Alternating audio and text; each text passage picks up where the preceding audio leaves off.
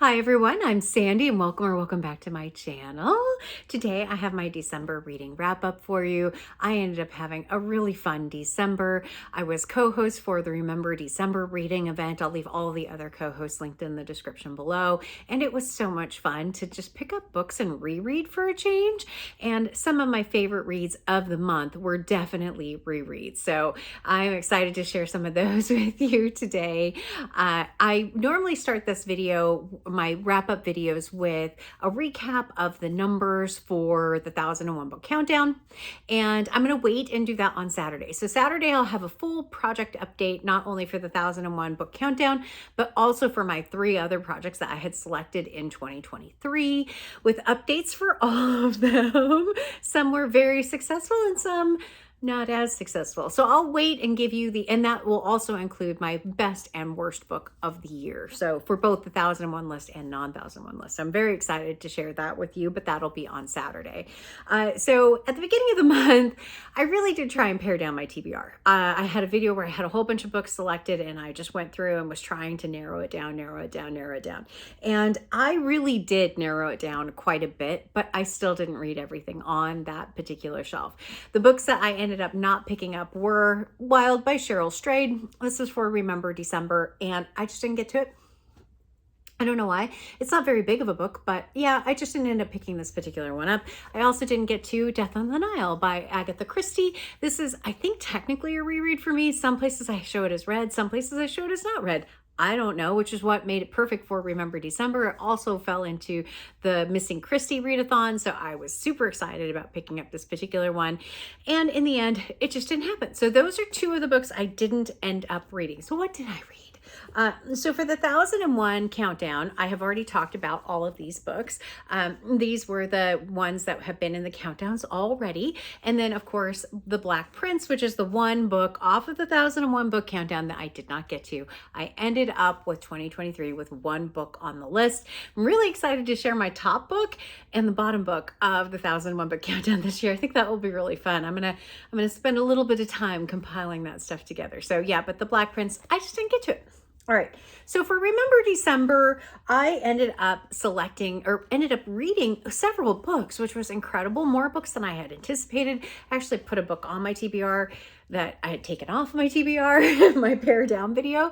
But my most anticipated reread for Remember December, to find out how I really felt about the book, was The Time Traveler's Wife by Audrey Niffenegger. I hadn't read this in probably a good 15, 20 years. And oh boy, do I remember all of the reasons why I love this book. It was so much fun to fall back in love with Henry and Claire and their love story. I'd forgotten how this started. I remembered parts of it, and it still was absolutely devastating in the end for me. I was teary-eyed. I put up a short about that because it was just so emotional for me to reread this particular book. It definitely held up. You're trying to think of the prompts. What did I really feel about this book? It held up quite a bit. Would I still say it's a 5-star read? I mean, it's awfully close. If I'm not being a curmudgeon, I would say yes, it's a 5-star read. So that was one, and my most anticipated read. I also ended up rereading All Systems Red by Martha Wells, which is the first book in the Murderbot series. I don't have them here anymore because I sent them to my son. I read that one, and then I immediately went on to read 3 books that weren't on my TBR at all. I read the next 3 in the Murderbot series, which I believe are Artificial Condition, Rogue Protocol, and Exit Strategy.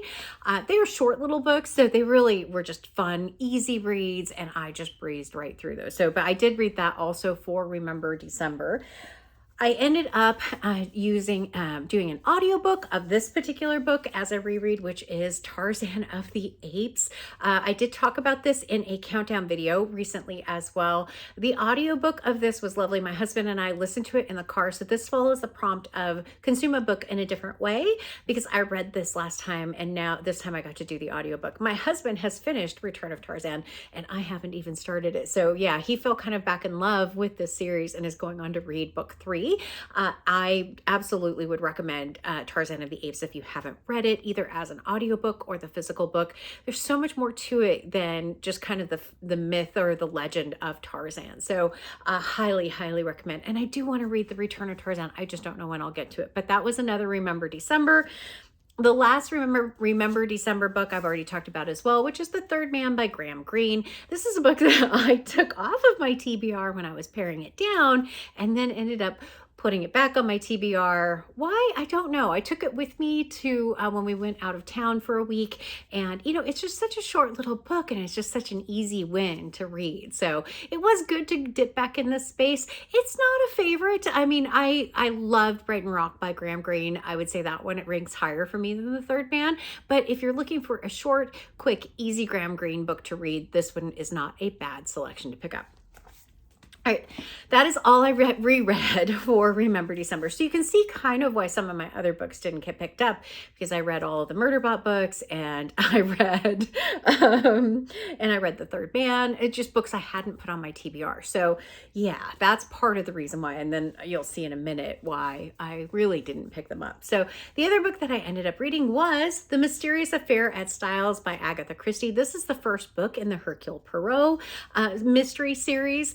And this was the group read for the Missing Christie Readathon, which I will leave all the hosts linked in the description below for you as well. If you're not familiar, Agatha Christie disappeared for, I believe, 12 days in December and never explained what happened. So yeah, that's part of what that Missing Christie Readathon is all about. But The Mysterious Affair at Styles being the first Hercule Poirot, I thought it was incredibly well done. I definitely believed everything that Poirot was saying. I believed everything and every red herring that went down, he went down with Hastings.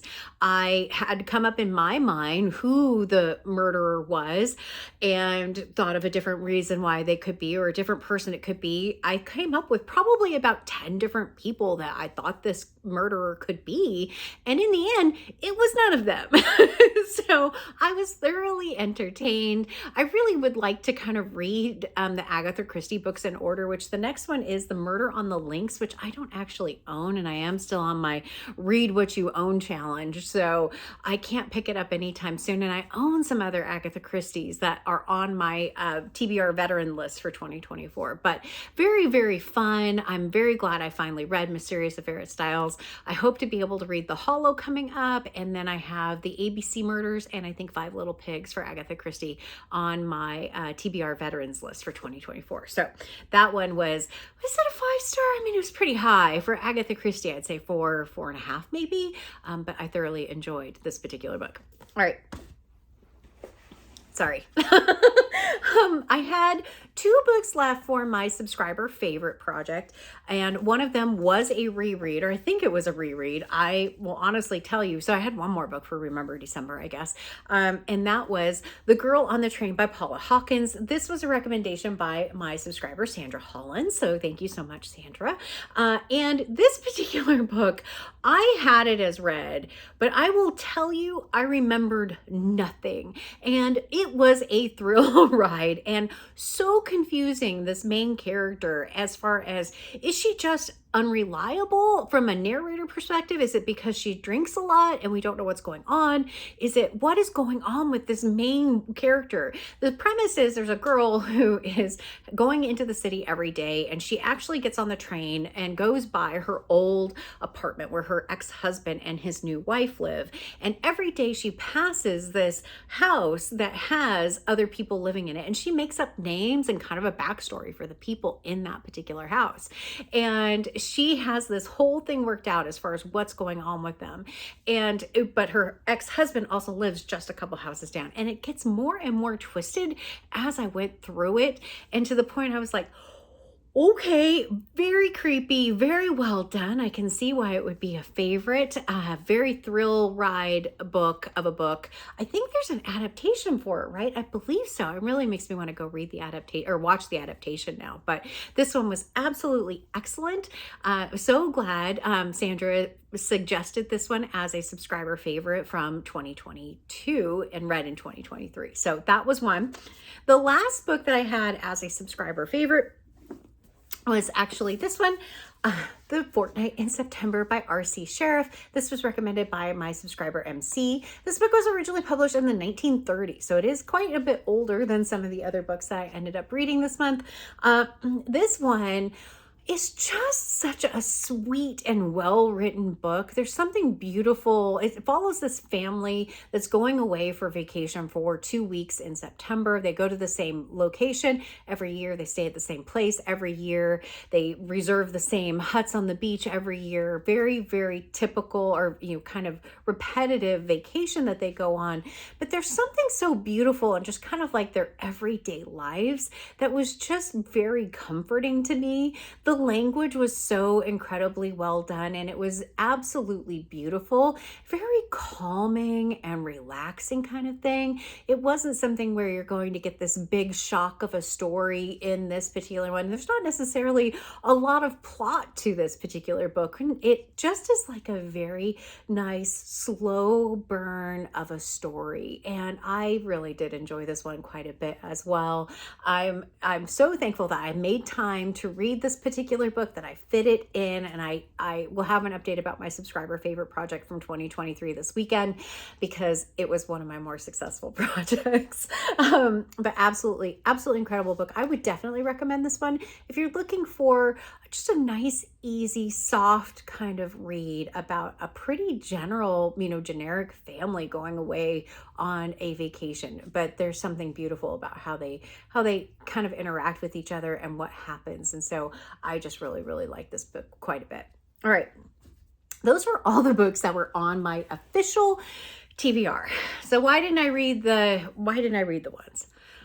Well, when we were on vacation, I may have put a bug in my husband's ear about picking up a book for me at the bookstore as an early Christmas present, and my lovely husband did buy it for me. And that is, of course, Iron Flame. My goodness, Iron Flame by Rebecca Yarros. I had read Fourth Wing earlier and just really fell in love with the characters and wanted to read this one. It's the one book that could have made me break my Read What You Own challenge in my book buying ban that I'm going on, or that I've been on. And so, yeah, I ended up getting this one. Actually, I also got the audiobook through the library, which I ended up not liking very much, and ended up putting that to the side fairly quickly. So this is the second book in this particular series. The third book will come out in December of 2024, I believe. So we have a long time to wait for the third book in this particular series. I think I read that there are 5 in this particular series. So this follows the main character, Violet, and her boyfriend, who are in a school for people learning how to fly dragons, essentially. And I'm not going to go into too much of the plot. This one has definitely been all over BookTube. Primarily, I enjoyed it, but I didn't love it. It wasn't as good for me as Iron Flame was. Or as The Fourth Wing was. Just everything in it wasn't quite what I wanted. And I have to say, I did not like the ending. I'm so frustrated by the ending of this book. I'm really hoping that something else happens at the end of this book, or at the beginning of the next book, to kind of change what happened at the end of this, because right now I'm not happy. And it was very political in this particular book, lots and lots of politics, and that isn't necessarily my favorite as well. But I did read it right after I got it, so it doesn't sit on my shelves unread, especially with a hardback. I don't like buying hardbacks and then having them sit on my shelf, so I was able to read this one. But I would put this one at a lower rate than Fourth Wing. For me, I liked Fourth Wing quite a bit more than Iron Flame. All right, so that's one reason. That's a chunky book. That's part of the reason why I didn't read it. The other reason is, for whatever reason, I decided to pick up a book that wasn't on my TBR. Rather than reading The Black Prince, I decided to pick up Red Rising by Pierce Brown. This is the first book in this. It says it's a trilogy, but I think that there's now more than 3 books in this particular series. This book, it has different class systems: red, gold, blue, purple, silver, and the reds are the ones that are in the mines on Mars, and they are basically kept there working for the good of the rest of the community and the rest of the planet. And there's an event that happens in the beginning that causes one of the characters to kind of end up having to rethink things. I don't want to give away the beginning if you haven't read this particular book, and he ends up kind of working towards changing classes. And it is also extremely political. The beginning of this book, I was enthralled. I was on board. I was rooting for this character as we go through. As you get more and more in it, so the premise of this whole piece is the first part of this particular book, they are in a school for a year with this huge challenge, and it is a long challenge, kind of Hunger Games-ish, survival of the fittest of these different groups that are trying to earn the rewards that are there, and this person is, not necessarily the favored one to win. And so loved all of that. The more political it got, the harder it was for me. And so it also was another one that the ending, I was like, really? Is that where we're going? Okay. So I'm very interested to read the second one. I did put it on the hold list at the library because, again, I can't go buy the second book. I did put it on the hold list at the library. So we'll see when it comes in and when I can get to it. But I did read Red Rising, which is one of my most kind of want to read books that were on my physical TBR. So I did make that one. And then the last one I have no explanation for at all. This was on New Year's Eve, and I decided to jump into my January reading early for no apparent reason other than I just wanted to read a quick little book that would, and it also was a quick little book that ended up making me laugh quite a bit. And that ended up being The Twits by Roald Dahl. I had never heard of The Twits. I had never read The Twits. And so this is a short little 85-page book, and it has extremely large font and pictures. And so, but I have to say that a lot of Roald Dahl's books tend to have like abuse in them, and especially abuse of children. And I think Tiffany over at Beautiful Minutia was telling me a little bit of like Roald Dahl's backstory and how he went through some traumatizing things as a young child, and that was part of the reason why some of his books feature that.